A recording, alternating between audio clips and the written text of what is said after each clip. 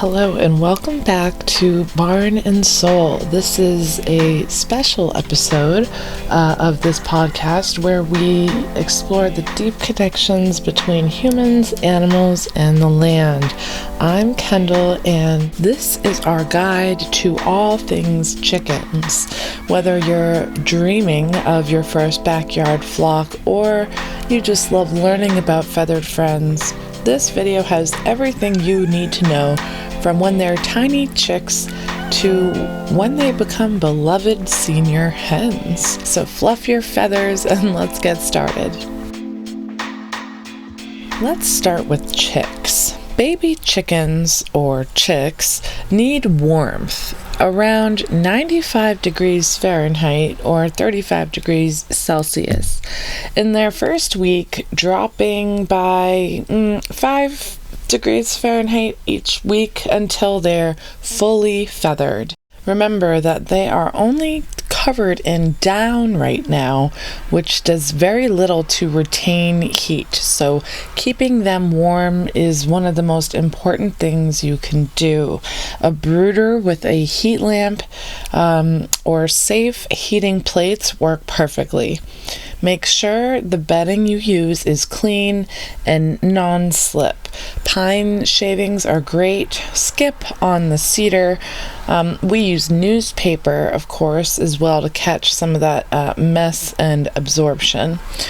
You would want to use chick feed with 18 to 20% protein, and honestly, keeping the fresh water going is big. I believe our water, we always put electrolytes in there. That's why our water is yellow. But yes, baby chicks poop a lot, so you will be changing their newspaper or whatever you have in there multiple times a day. A little fun fact to keep in mind is that chicks can imprint on humans if handled gently and consistently from a young age. So at Dalby, we do things maybe differently than the average chicken owner, but we also are dealing in slightly higher volumes of birds any given year. So they will spend as much time as it takes, which is usually 3 or 4 weeks, maybe max, in the brooder before they move to what I affectionately call their first apartment, which is literally in the same space that their brooder is in, except it's a actual pen in this building. And it does have outdoor access, but we do not give it to them until they're even maybe another month or two older than that. But if you've ever had a baby chicken, you know they grow extremely fast. So eventually what happens is they're going to outgrow the brooder, but they're not quite ready to join the big chicken house where 100 plus mature birds are. So what we do is they move into their, quote, first apartment, and they hang out in this house for about a couple weeks, and then eventually they gain outdoor access of that same section. And then by, I'd say, June, or maybe at some point in the summertime, the new chicks of that year, which we usually have 25 to 30 new chicks any given year, those chicks are going to move over into the big coop.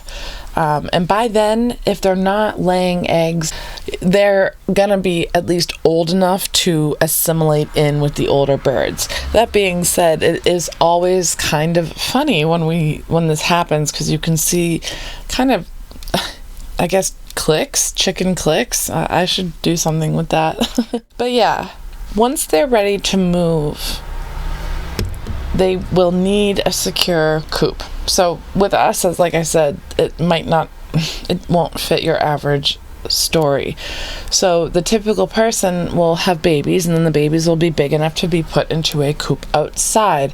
That's usually around 6 to 8 weeks. The coop should have at least 2 to 3 square feet per bird inside and 8 to 10 square feet per bird outside in the run. Ventilation is crucial to avoid respiratory issues, no drafts, plenty of airflow. So it's like a happy medium. There's a balance. You need to be able to have air, but not so much that it's going to cause problems. Providing roosting bars, nesting boxes. They say 1 box per 3 to 4 hens is plenty.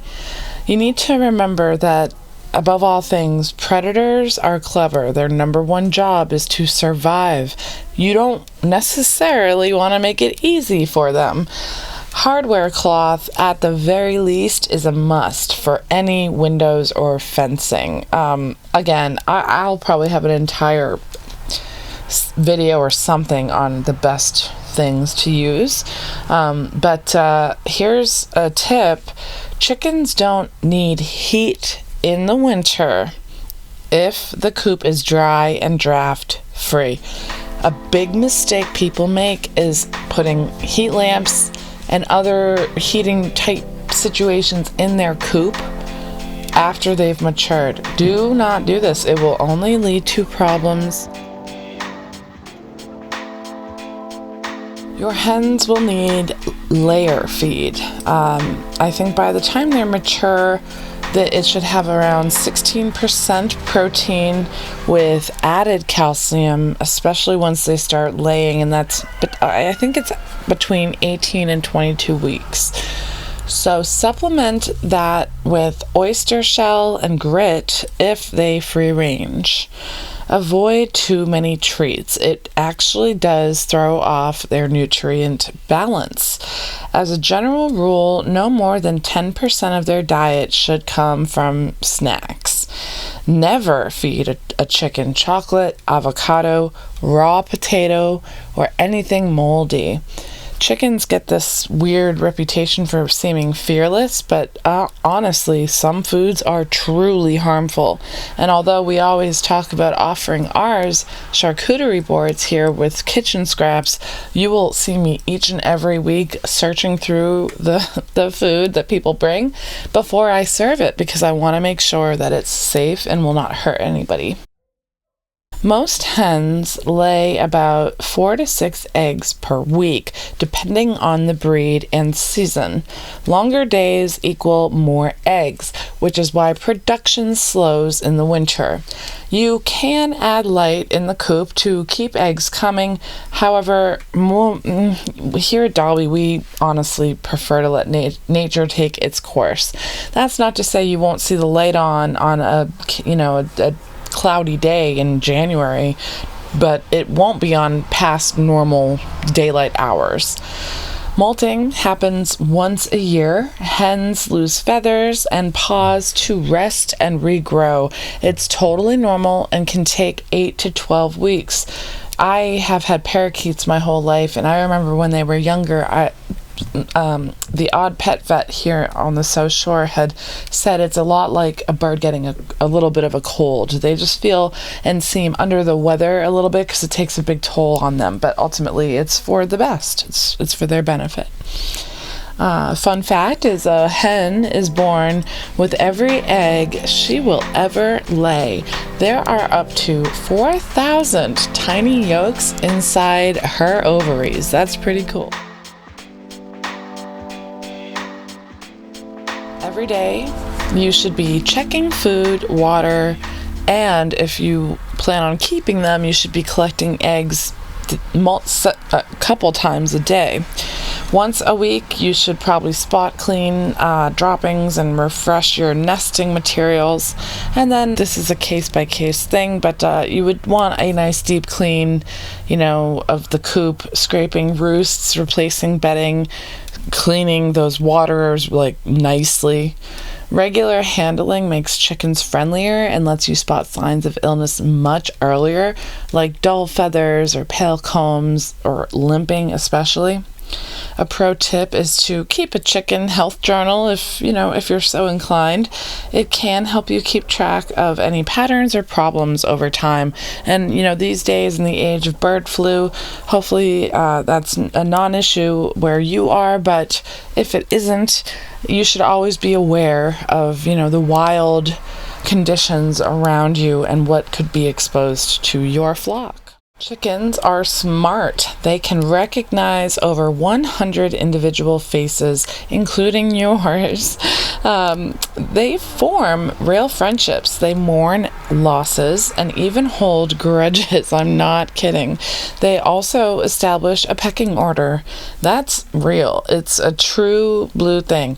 It's their social hierarchy. And while it can look rough sometimes, it really is totally normal. But that being said, if blood is ever drawn, they are separated, and we do not allow violence.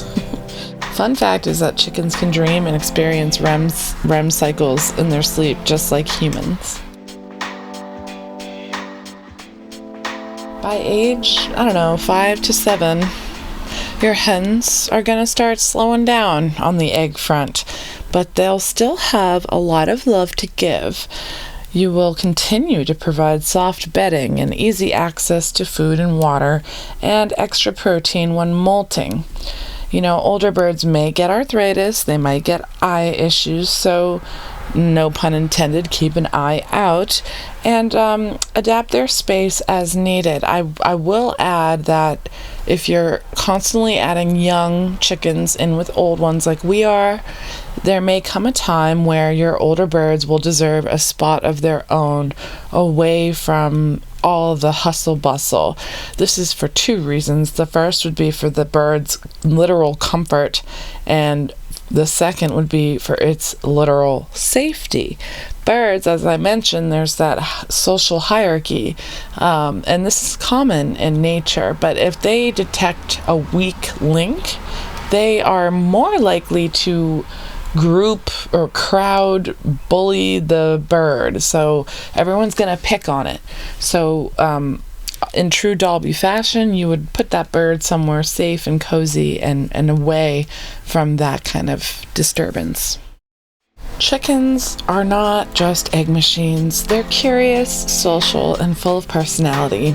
They teach kids, and anyone really, responsibility. They encourage sustainable living and connect us to nature in very charming ways. At Dalby, our chickens are ambassadors for rare breeds and gentle animal care. From our fluffy Australorps to the sweet seniors, they are all part of this family.